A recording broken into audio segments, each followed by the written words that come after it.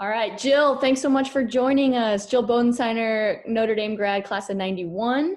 Jill, you've had a quite an incredible career here in your short time already. You started in the general counsel office at Notre Dame and then transitioned to the athletic department. You were senior associate AD under Jack Swarbrick, and then your current post as the athletic director at St. Joseph's University. So you're approaching 2 years already, 2-year anniversary coming up, right? 2 years coming up, Melissa. Great to see you, and thanks for having me. Absolutely. And welcome to the outskirts of Philadelphia, PA. It's gorgeous. You got sunshine. I'm jealous. We do. We have sunshine and about 63 today, Oh my so God, much needed. Yeah, yeah. incredible. So do you want to just tell us a little bit about, I mean, obviously your career and kind of your role now as the leader Sure. of St. Joseph's? Sure. So I'm a Hoosier. I'm from Valparaiso, Indiana, and as you told the audience, attended Notre Dame, class of '91. My favorite early memories were bookstore basketball and the 1988 football national championship when I was a sophomore. And then, yeah, practiced law. First, did law firms and then in-house at Notre Dame, and then made the transition when Jack arrived into athletics, and had the great pleasure of working on a lot of fun compliance, governance, legal issues, and serving as the sport administrator for women's basketball, which is how I met you in your senior year as our point guard. And then 2 years ago, pretty cool full circle to come back and lead Coach McGraw's alma mater, St. Joseph's University in Philly. So as you said, second year as director of athletics, and having a blast. I miss everyone back at the Dome, but I'm having a blast out here. So that's sort of me in a nutshell. That's great. We missed you too. I know you're doing incredible things there and, took a big jump obviously to assume that position. But before we get into it, I've got how many years bookstore basketball champs? The most important question of all that I will probably ask. I'm a good recruiter. And so I think, when you've had a Ruth Riley or an Angie Padhoff play on your bookstore team, a Sarah Leapshire as a mainstay, but I think we won 5 or 6. Oof. I think I might have 6 titles under my belt, actually, between Shame. undergrad and coming back as an employee. So it was so much fun. I feel like that's got to be a record or something. That can't imagine there's too many women's team that have more championships than you. Yeah, let's get the research staff on that. Well, I will say, shameless plug here, reigning champs from last year. Sadly, no bookstore this year, so I'm gonna claim two. Congratulations. Thank you. All right, so we've got just a couple of quick fire, kind of some fun questions, and then I'll jump into a couple of serious questions. But first off, let's get your favorite color here, Jill. I've become gray, crimson and gray. Okay, great, I love it. Favorite movie? I'm in a Little Miss Sunshine mode, Oh, which is also then followed up by the people who did Little Miss Sunshine also did Peanut Butter Falcon, which is new and awesome. okay, I'll have to check that out. Yeah, that's my recommendation. Let's get your binge-worthy TV show that you're watching. Schitt's Creek. I started that. I could not get into it. Just finished it and ready to rewatch it. Ooh, good stuff. What was the first concert that you attended? My parents took me to see Styx when I was 4. When you were 4? Followed closely by Sean Cassidy as a 7-year-old living in Hawaii. Wow. And when he said, I met her on a Monday and her name was Jill, It was over. Look out. Mm-hmm. Mm-hmm. How do you drink your coffee, Jill? I drink my coffee, first of all, dark roast, French press if I have the time, and with just a little bit of cream. I don't like the sugary flavored stuff. Just give me some fat-free half and half. That sounds delicious right now. All right, well, quarantine, you probably do have some time for some good coffee, but what else are you doing right now? How are you creating a routine? And, obviously I know you've got a million things keeping you busy, but walk us through what a typical day looks like. Yeah, I start, my dog Shorty wakes me up by pawing at me, and then I read an hour and a half or so of news. I feel like I have to be sort of understanding and up on the research and governmental orders and all those sort of things. Then down on Zoom calls pretty much all day.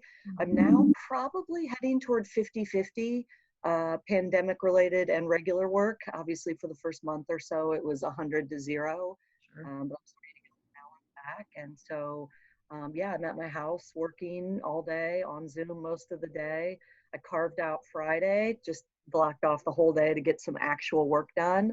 And then at night, I'm working on my ukulele and I'm reading again and I'm cooking and I'm working out more than I ever have. So I'm trying to find the silver lining and do some things that I generally have let sort of slide from my life.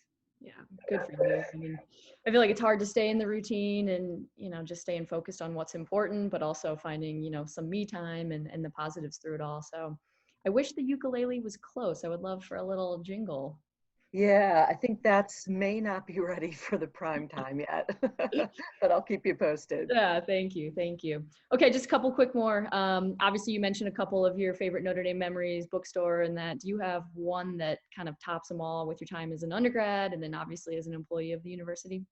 Yeah, I have two, and they're sort of different categories. One was 2018 Women's Basketball National Championship, and a lot of people have talked about it this past week or so with the announcement of Coach McGraw's retirement. But uh, like trying to initially sort of sneak all the alumni onto the court, I think eventually I got permission. But watching all of you all come back and celebrate that with the current team, and just that whole weekend, knowing I was leaving there. I already had the St. Joe's job, and so that was my last act, and watching them go out as champions was just absolutely tremendous. And the second one, I had an opportunity. My dad practices law, and he practices primarily, I'd say, in the area of civil rights. So I had the opportunity to take him to introduce him to Father Ted Hesburgh and sit and talk about civil rights with the two of them for an hour and a half or so. And it was just, I learned so much, and just to see both of their passion and what a really cool experience to be able to offer that to my dad was really, really special. That's incredible. Okay, so let's switch gears here really quick. What's one of your favorite things about being the athletic director currently? The student athletes, hands down. I've told this story to many of my friends, but I'll tell you a quick story. It was Thursday night, March 12th, and I was in Brooklyn, and that's the day the sports world changed, from Rudy Gobert to the NBA to the A10 tournament for us to NCAA, canceling our spring sports seasons. And I was in Brooklyn for the A10 tournament, so I just stayed there, and I was ready to lay down after a long emotional day, and I got a text from a senior baseball student athlete and said, "Can you talk?" And I was like, of course I can, but it's going to take a lot of energy. I'm sure he's got a lot of emotion. And I called him, and he said, "Yeah, I was just called to check on you. How are you?" Oh. I'm with the guys in the locker room, and we were all just thinking about what a day you must have had, and we just wanted to reach out. And so the student athletes here are pretty special. I actually had to tell my coaches, I had to ask them, "Are you asking our student athletes to send me nice notes?" Because and they promised they didn't, but they're just really thoughtful, engaged, in the Jesuit tradition. They're constantly thinking of others. And this has really brought out the best in our student athletes. And it makes me want to bust my butt for them every day. What did you tell your seniors whose seasons were cut short and, obviously the rest of the students on campus, but what was your message to your student athletes? Yeah, I mean, throughout it all, they've been really great about understanding the big picture and knowing that they're, just a piece of it, and that the health and safety of the community trumped everything. That being said, we talked with them, our student athletes and our coaches, about grief. And you're going to be grieving, and here are the stages of grief, because you have no closure. Your last opportunity was sort of ripped away from you. And, we know the stages of grief include denial and shock and sadness and anger. And when you're aware of those being the stages you're probably going to move through, I think it's a little bit easier to handle them. So we were really upfront and just acknowledging what they were likely feeling.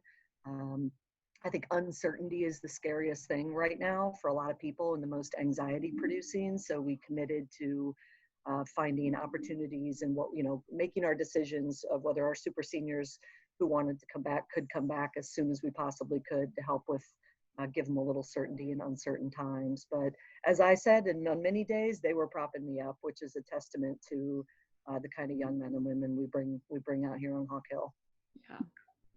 Well, Jill, you're a mentor to me. More importantly, you're a great friend. I think you just do an incredible job, right? You're brilliant and you have great leadership. So can't thank you enough for taking the time to chat briefly with us through Zoom. And just keep doing what you're doing. You're such a great leader in the industry and for all of those kind of student athletes and coaches as well. So thanks again, Jill.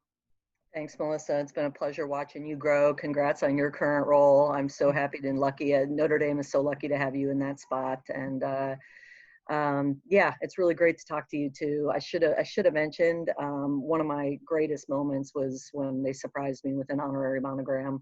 And so to everyone back at the university who's a part of that, that hangs very proudly on my wall, and it makes me allows me to think about all you guys on a regular basis. So thanks for everything. Keep up the great work, and go Irish.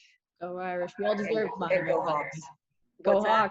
Hawks. I said your well deserved honorary monogram, by the way. Thank you. All right. Take care, everyone. Thanks, Jill. Bye-bye.